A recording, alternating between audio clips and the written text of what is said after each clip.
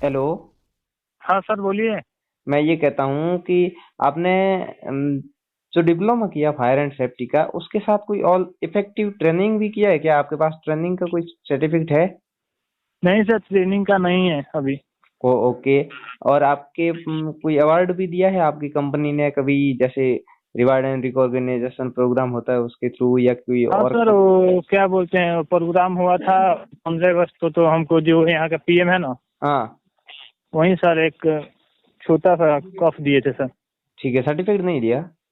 नहीं sir, certificate भी नहीं दिया। ओके, आप इस फील्ड में बहुत अच्छी ग्रोथ करो, कोई दिक्कत नहीं है, कहीं ना कहीं आपको मिलेगा। मैं ये सजेशन दूंगा कि जैसे रिन्यू पावर है, अदानी है, आप इस फील्ड में जाओगे तो आपको सीखने के लिए बहुत बहुत कुछ मिलेगा। दूसरा सजेशन हाँ रहेगा सर। कि ऑयल एंड गैस वाली जो कंपनियां हैं, वहाँ पे हजार्ड हम्म। बहुत ज्यादा होते हैं। हाँ सर, उसमें तो ज्यादा होता है। तो हजार्ड वहाँ ज्यादा होते हैं तो वहाँ प्रिकॉशन भी ज्यादा लेने होते हैं, सेफ्टी ऑफिसर की जिम्मेदारियां भी, रेस्पॉन्सिबिलिटी भी बहुत ज्यादा बढ़ जाती है, और डॉक्यूमेंटली भी बहुत काम बढ़ता है, तो वहाँ पे सीखने को बहुत मिलेगा, तो वहाँ ग्रोथ भी ज्यादा होगी। हाँ सर। ठीक है, पहला सजेशन ये रहेगा। ठीक है, अब मैं ये पूछता हूँ कि आपके जो कंस्ट्रक्शन साइट है जहाँ पे यूनिवर्सिटी का निर्माण हो रहा है, तो आप बता सकते हो कि आपकी वहाँ रेस्पॉन्सिबिलिटी क्या रहती है, सुबह से लेके शाम तक पूरी दिनचर्या क्या तरह रहती है, उसके बारे में बताइए। जी सर, फर्स्ट ऑफ ऑल सबसे पहले सर सुबह में तो मॉर्निंग में सर टीबीटी होता है। ओके, अर्ली मॉर्निंग टीवीटी हो। सर टीबीटी कराने के बाद साइट पे जैसे कोई सेफ्टी के थ्रू ऑब्जर्वेशन हो गया, हम्म। उसका सर एक रजिस्टर बनाते हैं डेट बाय डेट सेफ्टी कि ऑब्जर्वेशन आज का क्या, आज का सेफ्टी क्या ऑब्जर्वेशन। ऑब्जर्वेशन है। हाँ, तो उसमें आप कौन कौन से पॉइंट देते हो? जैसे डेट ले लिया, उसमें टाइम ले लिया, उसका ऑब्जर्वेशन का नाम ले लिया, उसके बाद में उसका यूसी यूसी है या यूए है, अनसेफ एक्ट है, अनसेफ हाँ सर, कंडीशन। यूसी और you sir, unsafe act, unsafe condition sir. ठीक है, इसका एक रजिस्टर मेंटेन करते हो, बहुत अच्छी बात। और क्या करते हो? और सर उसके बाद मान लीजिए कि सर सर चेकलिस्ट फिलअप होता है सर, जैसे वर्क टाइट का हो गया। वर्क एट हाइट का चेकलिस्ट तो आप किस किस का बताते हो? इसका बोल्डिंग का चेकलिस्ट हो गया, लेडर सेफ्टी का चेकलिस्ट हो गया, हाँ कुल सर, मिला। कम से कम सर यहाँ 10 से 12 चेकलिस्ट फिलअप होता है, जैसे वर्क टाइट का हो गया, टावर क्रेन का हो गया सर, और इलेक्ट्रिकल का हो गया, ग्रेंडिंग का हो गया, फायर एक्सटिंग्विशर का हो गया। उसके हाँ, बाद सर, उसके बाद सर ये चेक किया होता है कि मान लीजिए कि सर जो अपने फर्स्ट एड किट होता है सर, हम्म। फर्स्ट एड किट का इंस्पेक्शन करना, हाँ, जो फास्ट। उसमें जो उसमें इक्विपमेंट होता है उसका इंस्पेक्शन करना। जहाँ पे सर लेबर कॉलोनी है वहाँ पे लेबरों को देखना कि वहाँ का कार्यालय अच्छा है कि नहीं है, वहाँ प्रॉपर हाउसिंग में है कि नहीं है। जी, और? और सर मान लीजिए एक्सीडेंट रिपोर्ट मेंटेन करना, नियर हाँ, मिस मेंटेन करना, इंसिडेंट रिपोर्ट मेंटेन करना। ठीक है, और? सर जो फर्स्ट एड केस आता है मान लीजिए उसका एक रजिस्टर होता है। फर्स्ट एड केस को एड इसलिए सर किया जाता है, मान लीजिए कि सर उसको वर्करों को बताया जाए कि कोई वर्कर को ऐसे चोट लगा है, इसके पीछे आप क्या मुझे ये मेजर बताओ अपनाया जाता है। आप मुझे ये बताओ, हाँ सर। इसके अलावा और क्या क्या करते हो? चेकलिस्ट का मेंटेन मतलब चेकलिस्ट हो गई, व्हीकल की चेकलिस्ट हो गई, जैसे आप कोई ड्रिल वाला भी है वहाँ पे, ऑब्जर्वर या डीटीएच ऐसा कोई मशीन चलती है? क्या सर? डीटीएच हो गया, ड्रिल है, क्रेन है, ऐसा कोई काम, क्रिटिकल काम तो होगा होगा, फलाना यूज हाँ होगा। सर, हाँ सर, हाँ सर, क्रेन यहाँ पे है। तो मुझे क्रेन सेफ्टी के बारे में बताइए कि क्रेन में आप कैसे इंस्पेक्शन करते हो, और क्रेन सेफ्टी में क्या हजार हो सकते हैं, क्या प्रिकॉशन लेने चाहिए? सर क्रेन में होता है कि मान लीजिए सर जहाँ पे क्रेन होता है क्रेन का वहाँ पे इंस्पेक्शन सर, कैसे करते हो? सर इंस्पेक्शन नहीं होता है कि मान लीजिए कि उसका सबसे पहले चेक किया जाता है जो वायर होता है। हाँ, रोप रोप। हाँ सर, वो चेक किया जाता है कि डैमेज नहीं है नो, उसमें जो बेल्ट लगा होता है वो डैमेज नहीं है नो। मान लीजिए कि टावर क्रेन के पास जो ड्राइवर है उसका प्रॉपर लाइसेंस है कि नहीं है। हाँ, और? सर मान लीजिए कि टावर क्रेन से कोई मटेरियल शिफ्टिंग हो रहा है तो बोलो ना, वो भी सर चेक करते हैं। और? और सर जहाँ टावर क्रेन हो वहाँ पे सर हाथ वेरिफिकेशन होता है और वहाँ पे सर साइन अप लगा होता है, मान लीजिए कोई भी वर्कर उधर अंदर ना जा पाए। मैंने आपको पहला क्वेश्चन पूछा था, क्रेन का इंस्पेक्शन कैसे करते हो? हजार्ड पूछा नहीं, प्रिकॉशन नहीं पूछा, पहले ये बताओ। तो क्रेन का इंस्पेक्शन मेरे सीनियर करते हैं, उनके साथ मैं जाता हूँ तो यही देखा हूँ कि सबसे पहले वो देखते हैं कि मान लीजिए उसका लाइसेंस है कि नहीं है, फिर वो टावर के में जो वायर लगा है वो प्रॉपर तरीका से सही है कि नहीं है। हाँ देखो, मैं बता देता हूँ, इसमें आपको कुछ सुधार करने की आवश्यकता है। ये तो मॉक इंटरव्यू है। ये मान लो कभी आपको कोई क्लाइंट इंटरव्यू ले तो आपको क्या बताना चाहिए, ठीक है। आप वहाँ ये नहीं कहोगे कि हमारे बड़े साहब देखते हैं, आप भी एक बड़े साहब हो, आपका भी टारगेट 0 एक्सीडेंट है, मेरा भी टारगेट 0 एक्सीडेंट है, और आपके बड़े साहब है उनका भी टारगेट 0 एक्सीडेंट है। जी सर। तो आप सभी सभी एक लेवल है, कोई किसी का बड़ा टारगेट नहीं है, किसी का छोटा टारगेट नहीं है, कोई बड़ा नहीं है सेफ्टी फील्ड में, कोई बड़ा छोटा नहीं है। जी सर। तो आप उसमें पहले फर्स्ट बताओगे उस क्रेन का टीपीआई है कि नहीं है, थर्ड पार्टी हाँ सर, इंस्पेक्शन। हाँ हाँ सर, TPA। हाँ, ये चीज जब बताओगे तब इंटरव्यू वाला लेने वाला एकदम इफेक्टिव होगा कि उसको पता है कि बंदे ने फील्ड में काम किया। आप बोल रहे हो कि 1.5 साल का मेरे को एक्सपीरियंस है, 1.5 साल के एक्सपीरियंस में ये चीज पहले शब्द ही आपके यही निकलना चाहिए। यदि कोई थर्ड थर्ड पार्टी इंस्पेक्शन करने वाला बंदा भी एकदम क्वालिफाई होना चाहिए, ऐसा नहीं कि वो कोई नॉर्मल हो, उसके पास कोई सर्टिफिकेट नहीं हो, वो भी चीज नहीं होनी चाहिए। नहीं सर, वो ऑथोराइज होना चाहिए हाँ, सर। ऑथोराइज। देखो, पहला क्वेश्चन ऑथोराइज पर्सन द्वारा उस क्रेन का टीपीआई किया हुआ होना चाहिए, और उसको टीपीआई के जो चेक पॉइंट होते हैं उनको एक बार चेक करना, ताकि क्रेन को अपन को पता चल जाए कि ये क्रेन क्रेन है जो काम के यूजेबल है कि नहीं है, वो भी एक काम हो जाए। ठीक है। जी सर। दूसरा दूसरा शब्द कहोगे कि आप उसमें लोड चार्ट चेक करोगे। लोड चार्ट नाम सुना है? जी सर। उसका हाँ, कैपेसिटी कितना है सर?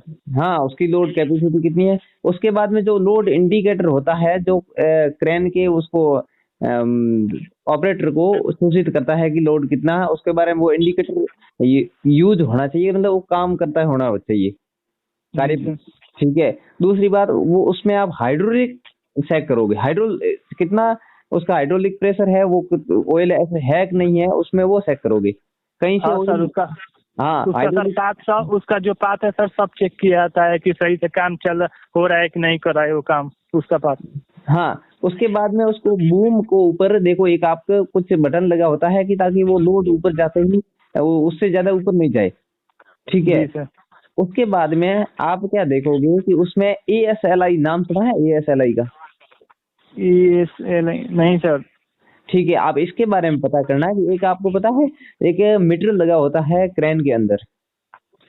अच्छा। तो वो आप ध्यान करना, और जब फील्ड में जाते हो तो पहले कल से यही देखना कि ASLI क्या होता है। ए साइलेंट रहता है, SLI बोलते हैं उसको। ठीक है। Okay sir. एक मीटर मीटर लगा होता है, उसमें बताता है कि इतना वजन है, इतना वजन उठाना चाहिए, इतने अनुपात में है, सब चीजें उसमें लिखी होती है। अच्छा। ठीक है। और क्या पता करना है कि सीलिंग कितने प्रकार की होती है, और सीलिंग के कितने टाइप्स होते हैं, उन चीजों को पता करना है। ठीक है। Okay crane sir. Rope ceiling क्या होती है, सीलिंग का, उसका भी सीलिंग का देखो, क्रेन का टीपीआई है कि नहीं है उसका भी इंश्योर करना है, और सीलिंग का टीपीआई है कि नहीं है वो भी इंश्योर करना है उनका। हाँ सर।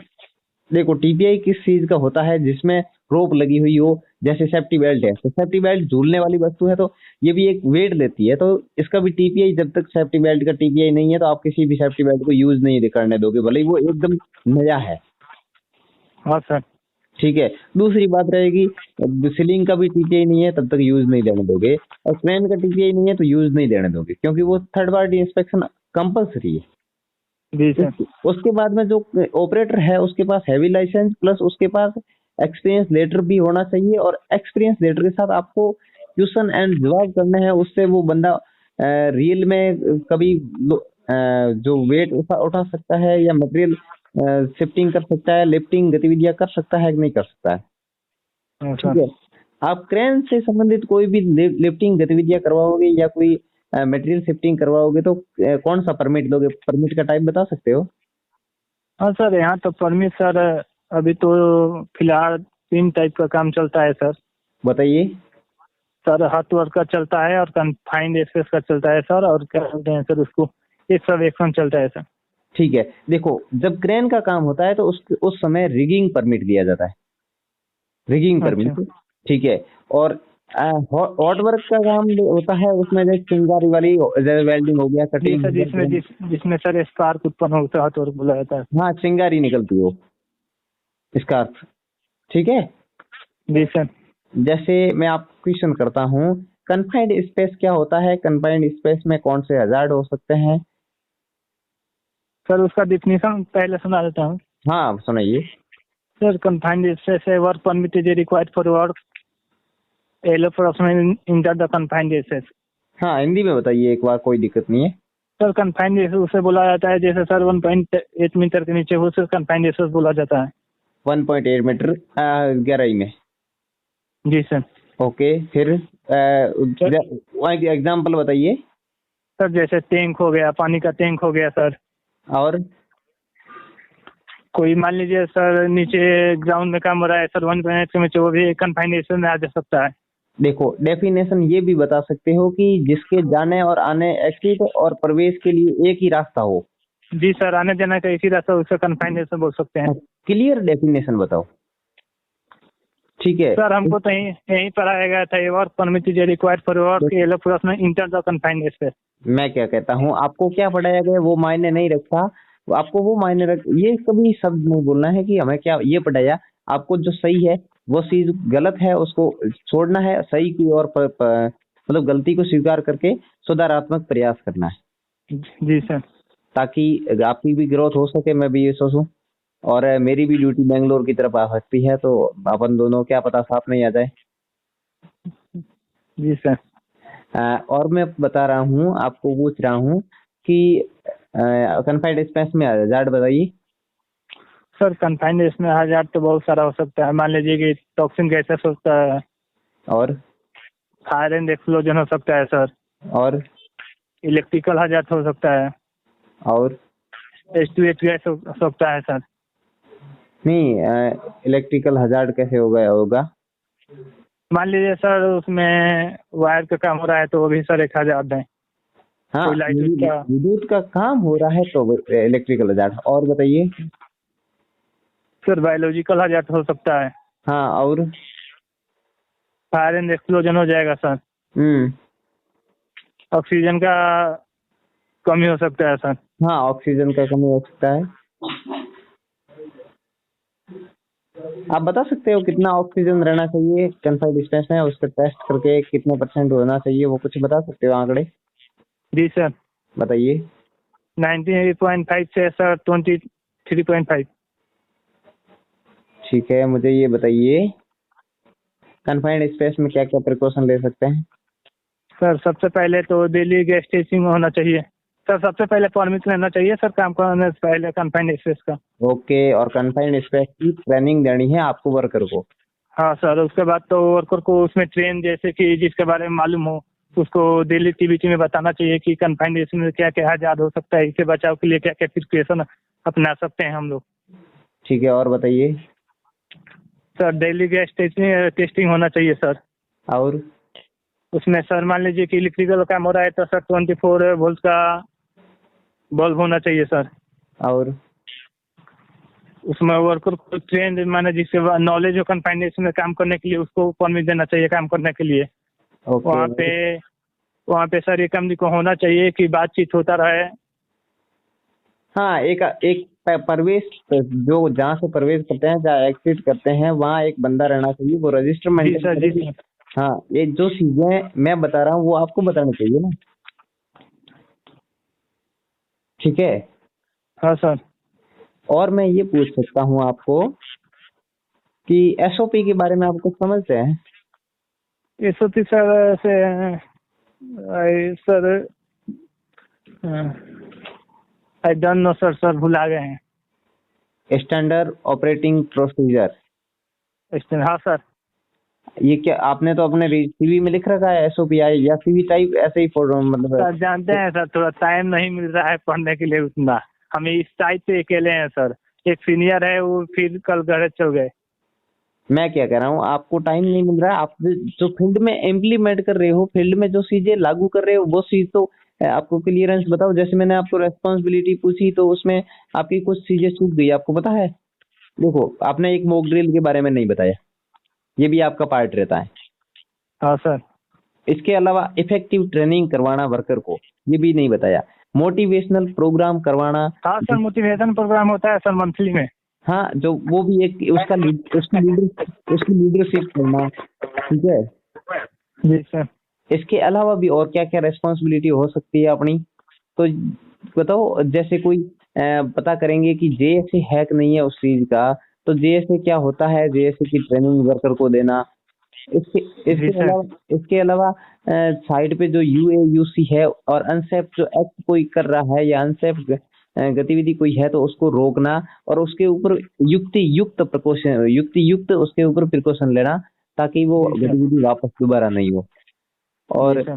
साइड पे जैसे कोई नियर मिस हुआ हो तो उसको वर्कर के सामने प्रस्तुत करना कि जी ये सर, चीज। वर्कर को सामने प्रोवाइड करना कि वो किस कारण से हुआ है, इसके बाद ऐसा गलती आप लोग नहीं कीजिएगा कि उस दुर्घटना दोबारा हो सके।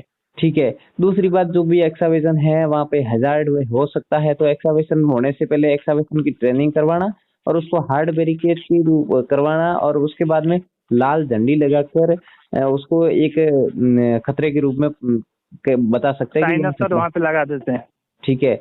इसके अलावा बेस्ट जो भी साइड पे बेस्ट प्रैक्टिस गुड प्रैक्टिस क्या क्या हो सकती है वो करना है। जैसे हार्ड वेरिफिकेशन हो गया, डेप्थ वाले में डीजी है या पावर टूल्स है उनको इंस्पेक्शन करना। ऐसा नहीं कि किसी मशीन की गार्ड रिमूव कर लिया और वो चला रहे हैं वर्कर, वो एक अनसेफ सिक्योरिटी 4 और सिक्योरिटी 5 का ये ऑब्जर्वेशन हो सकता है। इसके अलावा जो डीजी है या उसको वेल्डिंग मशीन है उसको अर्थिंग किया हुआ है कि नहीं किया हुआ है। उसके अलावा डीजी के पास रबर मैट है कि नहीं है, फायर एक्सटिंग्विशर है, वो तो ऐसा नहीं है कि वो एक्सपायर हो गया और उसके बाद में भी वहाँ पड़ा है। और जैसे कोई प्रॉपर हाउस कीपिंग है तो हाउस कीपिंग में डस्टबिन और एक डैमेज पीपीज का एक अलग से डस्टबिन होना चाहिए, ताकि डैमेज पीपीज कहीं बिखरे हुए नहीं हो। तो ये चीजें बेस्ट प्रैक्टिस में जाती है। जी जैसे सर। आपके कहीं लकड़ी पड़ी है वेस्टेज, तो आपने कुछ रिसाइकलिंग प्रोसेस प्रक्रिया कर ली, रिसाइकलिंग करके आपने कुछ अच्छी चीजें बना ली।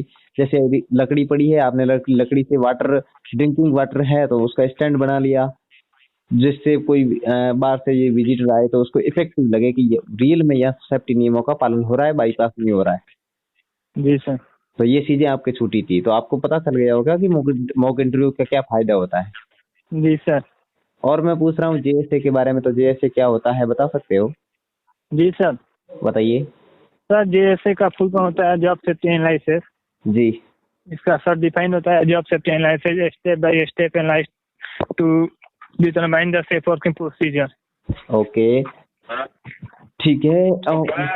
और मुझे बताइए, आपने कभी साइट पे मॉक ड्रिल की है? क्या सर? साइट पे कभी मॉक ड्रिल की है? आवाज सर कट रहा है फिर। मॉक ड्रिल की है कभी साइट पे आपने? नहीं सर, अभी तो मैं नहीं किया हूँ। ठीक है, आप तो मॉक ड्रिल कीजिए, जैसे डिफेंस ड्राइविंग तो इसकी एक ट्रेनिंग कीजिए और एक मॉक ड्रिल जैसे फायर की मॉक ड्रिल कीजिए। और क्या कर सकते हैं कि स्नैक बिट अवेयरनेस की एक मॉक ड्रिल कीजिए। और सड़क दुर्घटना यानी रोड सेफ्टी की एक मॉक ड्रिल कीजिए। तो बहुत सारे टॉपिक है, तो उस पर एक मॉक ड्रिल कीजिए ताकि वर्कर को अवेयरनेस होगी उनके अधिकार है उनके कर्तव्यों के बारे में, और उनकी जागरूकता होगी तो हमारी सुरक्षा एक बढ़ेगी और सुरक्षा में एक अच्छी पहल होगी। और उन वर्कर यदि जागरूक है, वर्कर यदि एकदम स्वस्थ एवं पर्यावरण सुरक्षित है, संपत्ति सुरक्षित है, वर्कर का एकदम सही अस्तित्व है, तो वो सुरक्षित रहेंगे तो हमारा भी एक अस्तित्व है सेफ्टी टीम का भी। जी सर। तो एक ये कह रहा था। और मुझे ये बताओ कि आपके जो कंस्ट्रक्शन साइट है, कंस्ट्रक्शन साइट पे कोई भी 10 यूए और 10 यूसी बताइए, आपने क्या क्या देखा? और 10 unsafe condition, 10 unsafe act. Sir पहले आप अनसेफ एक्ट बताइए 10। सर अनसेफ एक नहीं होता है, मान लीजिए सर कोई भी साइट हम ऑब्जर्व करते हैं। हाँ, अनसेफ एक्ट आपने क्या क्या आपकी साइट पे देखा, उसको 10 ऑब्जर्वेशन चाहिए अनसेफ एक्ट के, बताओ। अनसेफ एक तो सर यही हो सकता है, मान लीजिए कोई भी हाइट पे काम कर रहा है, हम्म। वहाँ पे सेफ्टी हार्नेस नहीं लगा है, वो भी सर अनसेफ एक्ट में आ सकता है। ओके। आ सकता नहीं मान आता है? लीजिए सर कोई भी सर पीपी नहीं लगाया है, उसके बाद पीपी पड़ा हुआ है, वो भी सर अनसेफ एक्ट में आ जाएगा। ओके। और बताइए। सर मान लीजिए कि कहीं काम हो रहा है हाइट पे, प्लेटफॉर्म उसका प्रॉपर तरीका से अच्छा नहीं है सर, वो भी अनसेफ एक्ट है। ओके, ये प्लेटफॉर्म अच्छा नहीं है, वो बंदे काम कर रहे हैं, ठीक है। जी सर। और बताइए, 10 पूछा है मैंने, 10 ऑब्जर्वेशन। सर मान लीजिए कोई काम कर रहा है, वो सेफ्टी हार्नेस लगाया है लेकिन प्रॉपर तरीका से वो नहीं लगा पाया है, वो भी 1000 एच है सर, अनसेफ एक्ट है। ओके। और सर और साइड पे यही होता है सर, मान लीजिए कोई काम कर रहा है बंदा, सर वो बात कर रहा है मोबाइल से, उस काम पे ध्यान नहीं है, वो भी अनसेफ एक्ट में आ जा लगेगा। ओके, यदि किसी ड्राइवर ने सीट बेल्ट नहीं लगाया है तो ये भी अनसेफ एक्ट में आएगा। जी सर। और बताइए। सर और यही हो सकता है कि मान लीजिए कि काम चल रहा है, वहाँ पे जो डीलिंग मशीन होता है उसका ऊपर का जो एसी होता है वो भी नहीं है, वो भी अनसेफ एक्ट में आ जाएगा।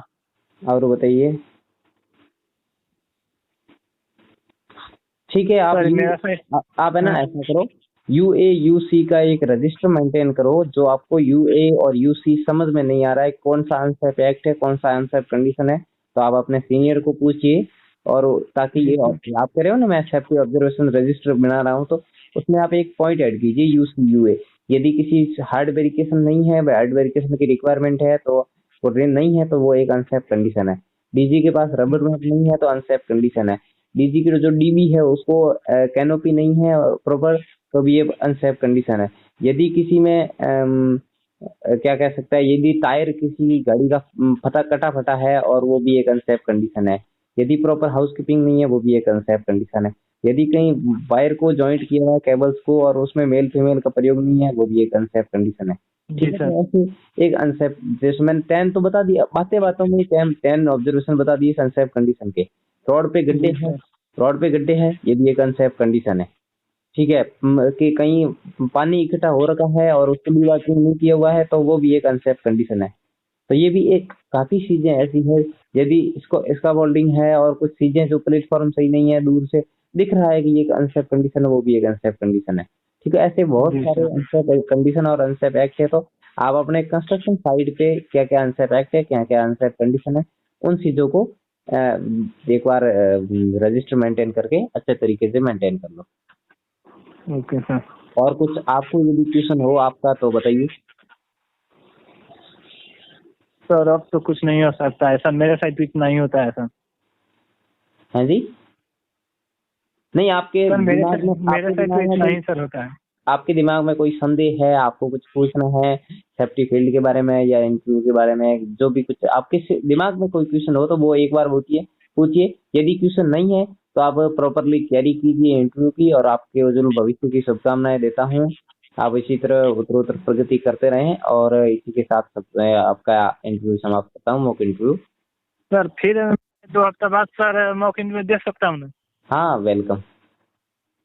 Okay sir, thank you sir. इसके बाद सर तैयारी करके अच्छे से सर देंगे। तो मैं और भी ज्यादा डीपली मैं क्राइम सेफ्टी से संबंधित तो और भी जैसे कंस्ट्रक्शन साइट पे हजार्ड कौन से हो सकते हैं, कंस्ट्रक्शन साइट में प्रिकॉशन क्या ले सकते हैं, कंस्ट्रक्शन साइट में क्या बेस्ट प्रैक्टिस कर सकते हैं, तो इन चीजों को मैं और भी डीपली पूछूंगा। तो आप एकदम तैयारी करिए, कोई दिक्कत नहीं। ठीक है, ओके ठीक है भैया, sir. Okay sir. Best of luck, शुभ रात्रि। Thank you sir.